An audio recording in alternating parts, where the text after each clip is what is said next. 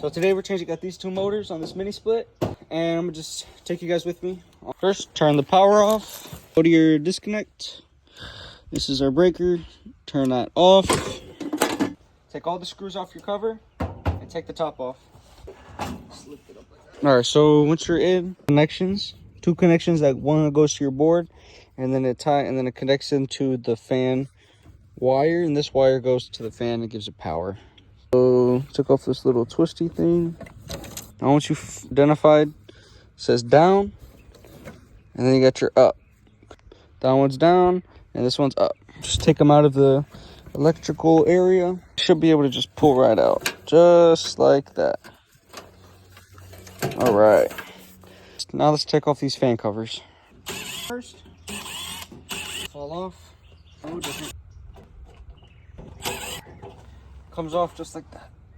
Next step, you just want to take this little bolt off of this. So I'm gonna find, I bought this little Makita set at Home Depot, and I don't recommend because it's not magnetic, and I feel like every time I use it, things just fall off. So your 1/2 inch, bingo. You just unscrew it and hold your fan at the same time in case it falls. That's all there is.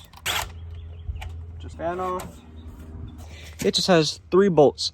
That's all there is to it.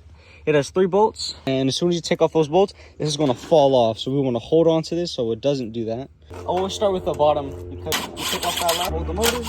Now the second you take the motor off, it's going to fall right off. Hold it there. Usually on the back of these, holding the wire is going to be these little straps. It's holding the wire to the covering here.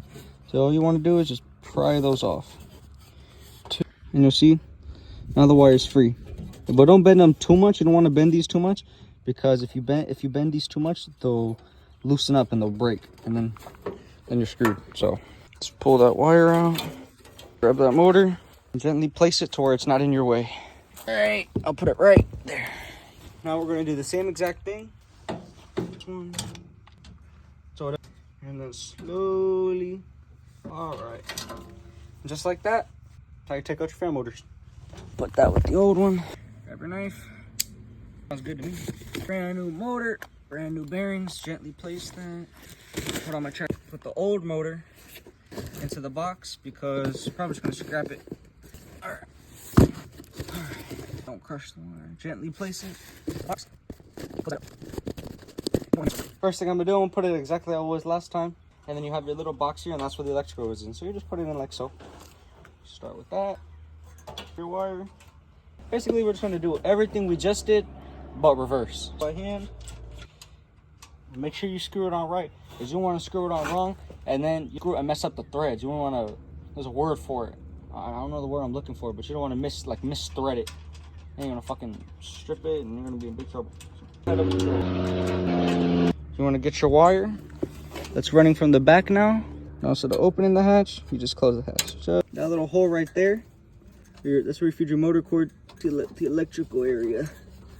So you just kind of put your hand in there and then just find it. It gets in there.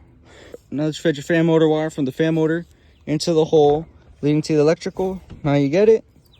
You connect it the same one you disconnected it from. Usually the plug will be the same as the plug that was originally in there, but this one's just a little bit different. You see how it doesn't plug in all the way? It doesn't connect. It's supposed to go over that.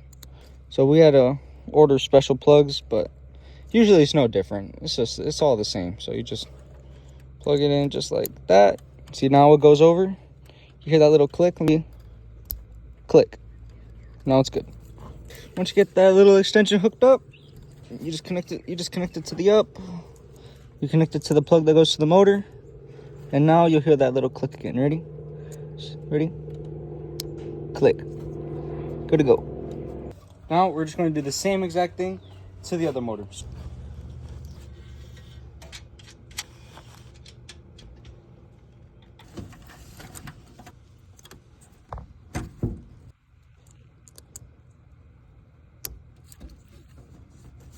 All right, now that both motors are on, let's put these fans on. So now a lot of the time these fans come off easy, but on a lot of the fans they're going to be real rusted up inside, so that bolt won't be as easy to take off. These won't be able to take off. So just spray some WD-40. If your fan is really rusty, get some WD-40 and some sandpaper, wiggle this around, and it should come right out. Before you put your fans on, you see that little flat part? That's where your motor, you have a little flat part inside that little shaft there. See that little flat part where that little arrow is going? That's where that flat part needs to go on.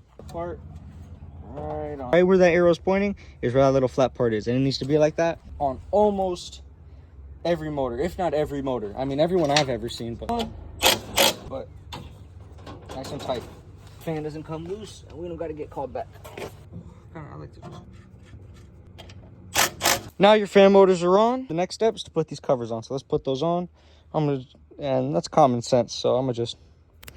Now that the fan covers are on, we want to put the top on. Now that we got the cover on, turn around, see if everything looks good.